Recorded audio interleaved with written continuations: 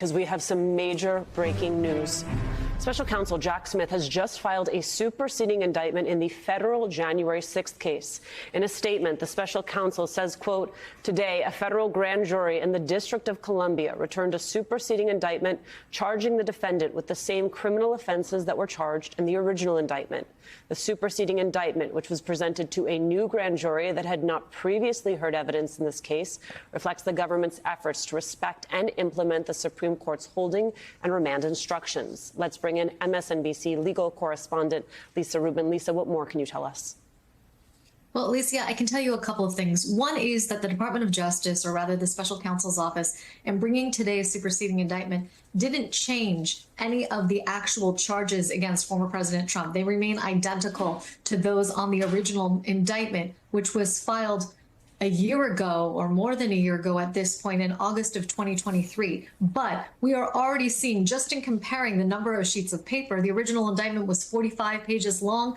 This is 36 pages long. And so I expect once we start doing this page-to-page comparison, we will see the places where they have taken out allegations in order to try to comply with the Supreme Court's ruling. And in particular, one of the things that I expect will be missing here are allegations about former President Trump's interactions with Department of Justice officials. That is one concrete area that the Supreme Court hit in its July opinion, saying that his discussions with folks at the Department of Justice about whether or not there was election fraud and what they should do about it were part of his core constitutional duties for which he was entitled to absolute immunity. That is perhaps the only area that they gave clarity on. The others, they gave sort of contours about what he would be immune for, what he wouldn't be immune for. But that is one where they gave precise guidance. And so I would expect to see that cut out of this superseding indictment.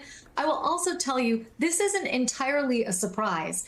When the Special Counsel's Office 3 weeks ago asked Judge Tanya Chutkan for more time to tell her what they thought the appropriate way forward was, a number of folks, me included, thought one thing that they could be doing with that time is thinking about whether they want to supersede and essentially take a first crack at trying to comply with the court's orders rather than dumping it all in Judge Chutkan's lap, as the Supreme Court's opinion essentially does. You see here the Special Counsel's Office making a good faith effort to do that with a newly convened grand jury. That's because the grand juries who have heard evidence in this case before have expired.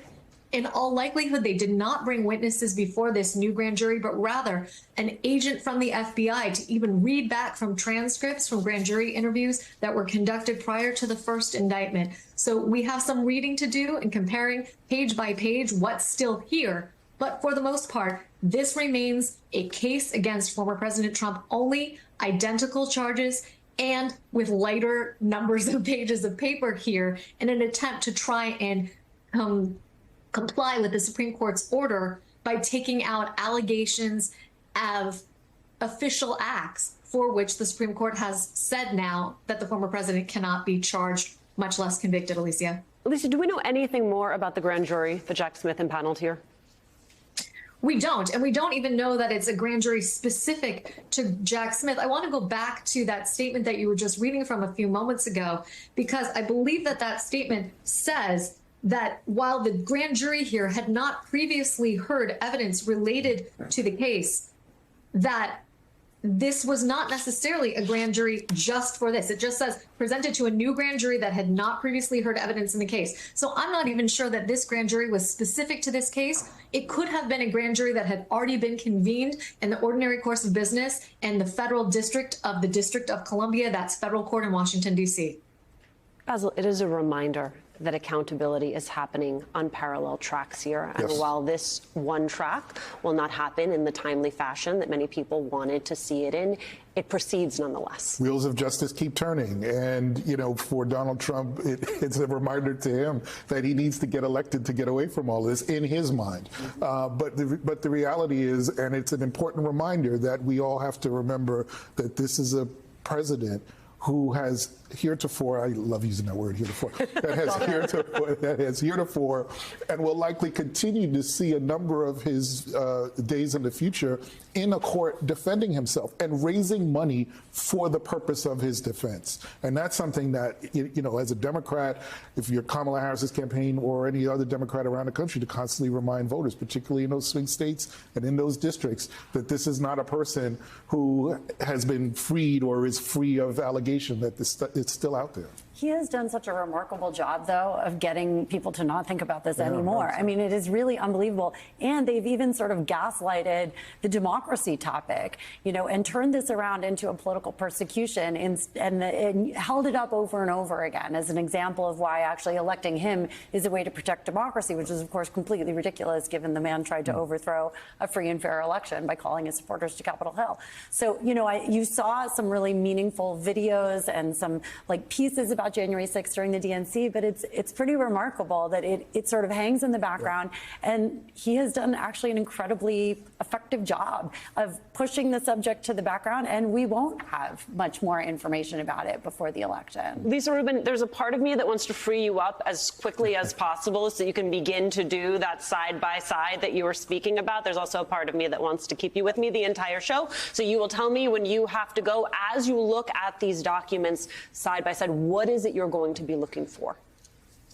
I'm really going to be looking for what's missing because, Alicia, right now my expectation isn't that we're going to see anything new. It's rather that the Department of Justice is going to be taking away parts of the old indictment that they believe can no longer be used against former President Trump. And I want to take you and our viewers back to July when the Supreme Court ruled, because that ruling isn't just about the charges, it's also about evidence. And this is what we call a speaking indictment, right? It goes through events and facts in order to come up with those 4 charges. It doesn't just say we're charging former President Trump with obstruction of an official proceeding. It tells you why and how they allege that he obstructed that official proceeding. And so I'm going to be looking for what they take out of this, both in terms of the substantive charges, but also are there pieces of evidence here that really aren't integral to the charges, but could bear on, for example, former President Trump's intent, or we're here mostly for evidentiary reasons? Those might be gone as well. And so that's going to be forefront of mind for me once I get these documents right in front of me and can do the precise line by line that we were just discussing.